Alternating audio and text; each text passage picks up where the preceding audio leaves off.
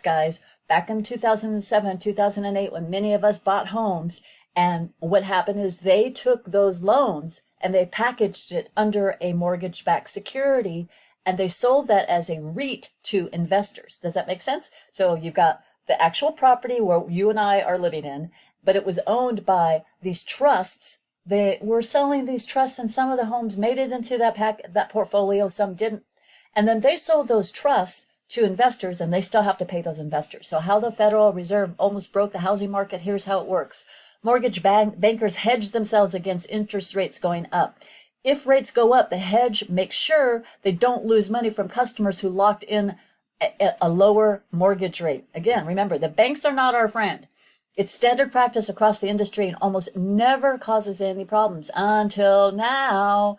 Again, this article was written back in March, which is considered kind of old now. However, the concept applies.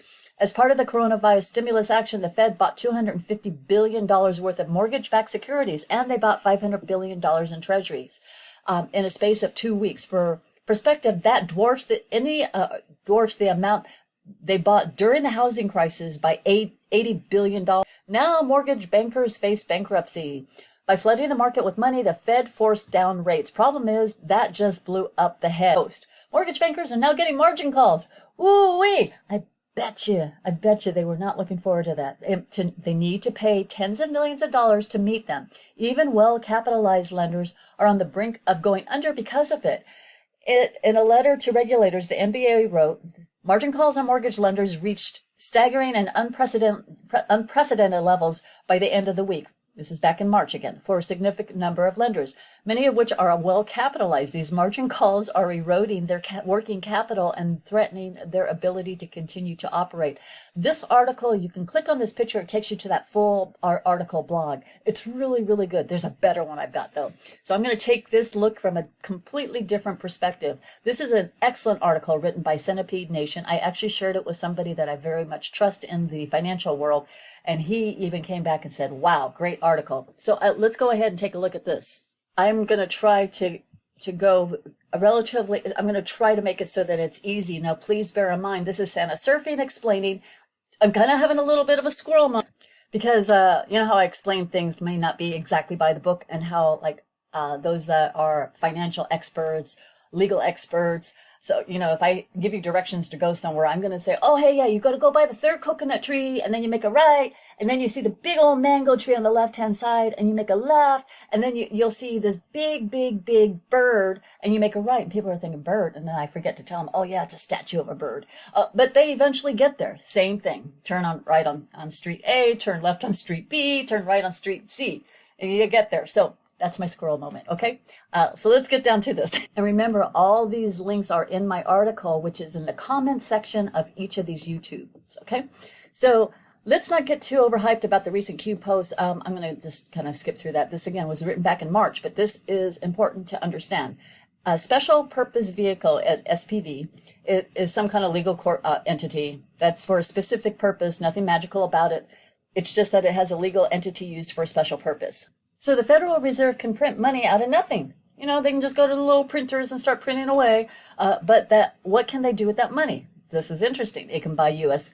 government guaranteed assets such as treasury debt and mortgage-backed securities. Since the Federal Reserve has never been audited, never ever, guys, in a meaningful sense, it can also spend money however it wants with no accountability.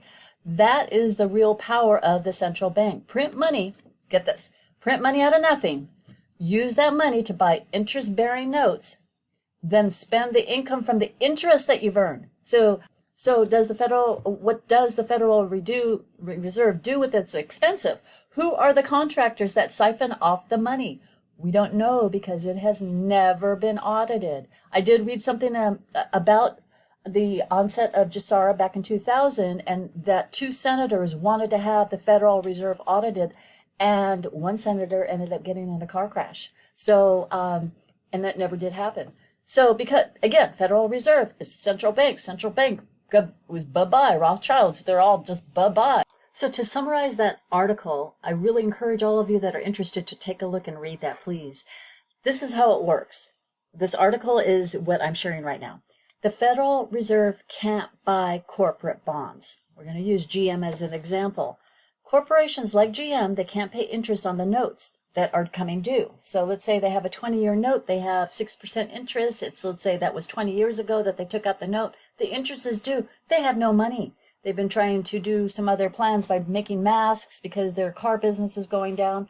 So they need to save corporations. We need to save corporations from bankruptcies, essentially to save the mom and pop pensions, the 401ks, and also to keep the investors or shareholders or those that have shares of stock with that company from bankruptcy, to prevent that from happening.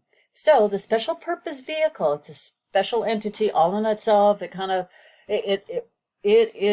buys the corporate bonds. Why? Because the Federal Reserve can't buy bonds, right? So the special purpose vehicle buys the corporate bonds. But we ask, where does this SPV get the money? From the Federal Reserve. Then, now, according to that article, the Federal Reserve, as of March of 2020, they're buying up $2.5 trillion of corporate bonds each month. Guys, that's huge, huge amounts of money. And in about 6 to 7 months, the Federal Reserve will own all of our debt. Isa said, bye-bye, Federal Reserve. Okay, so this right here is close to, that's pretty much what's going on right now. So this is what looks like is going to happen. Congress passes a law abolishing the Federal Reserve, letting it die in bankruptcy court. Again, remember, it owns all that debt. And all of its transactions for the past however many years would have been made available to trustees and ultimately the public to learn what they have been doing with all that money all these years. So that means essentially the records will be exposed and we could see it. The U.S. Treasury then takes over the printing presses, but backed by gold. Over time and without interest-bearing money, the federal government could get back to its constitutional limitations and Congress could abolish the income tax. This would be such a mind-blowing phenomenon to the general public that they would have no choice other than to wake up. End the Fed. Mahalo, CentipedeNation.com. Thank you. And in a part of that article, he's talking about it could last up to 6-7 months, which takes it right down to election time. So now let's talk about what Congress did. This is what our Democrats did. They sent a letter to the Bank of America CEO, Brian Moynihan, reminding him to adhere to the CARES Act. This was actually posted on Elizabeth Warren's site. Dear Mr. Moynihan, we write to inform you that you're ensuring that homeowners who are facing economic hardship, anybody who has a loan with B of A, you need to hear this. You need to look at this article. During the 2019 coronavirus pandemic, are able to take advantage of the foreclosure and forbearance protections included. All right, so it's pretty much saying you need to comply, sir. And this was April 20th of 2020. Yeah, I don't think Brian Moynihan was happy to receive that. But guys, I want to let you know something. What is happening right now is a worldwide movement. I had an incredible conversation with Chuk, who's from Australia. Now, Chuk, remember, I thought it was a female this whole time. It's actually, he's borrowing his wife's account. This is a gentleman from Australia, incredibly insightful. He's the one that said the DPA is Nasara on steroids. So I encourage everyone to follow Chuk. I'll put him on the hat tip section. But he and I had a talk over the weekend, and he was telling me, or sharing with me, that he spoke to other Anons. There's some countries without leaders. He brings up a very good point. That's going to be a whole new broadcast, but I got to share this with you because essentially the call I had with Chuk was phenomenal. Let's remind ourselves of the executive order that President Trump signed on December 21st, 2017. Executive order blocking the property of persons involved in serious human rights abuse or corruption. When you click on that, it takes you to the actual executive order from the White House. Guys, this is a worldwide executive order. It really literally hit me when I was on the phone with Chuk. This is, okay, so how does the President of the United States have that kind of power? Did things already happen? Let's not forget who was walking behind who while President Trump visited the UK. Remember, I showed that to you we looked at that about a month ago or 2 months ago. And President Trump was inspecting their military. How does another leader inspect another leader's or another foreign country's military? And then remember this, last year, President Trump visited the UK again and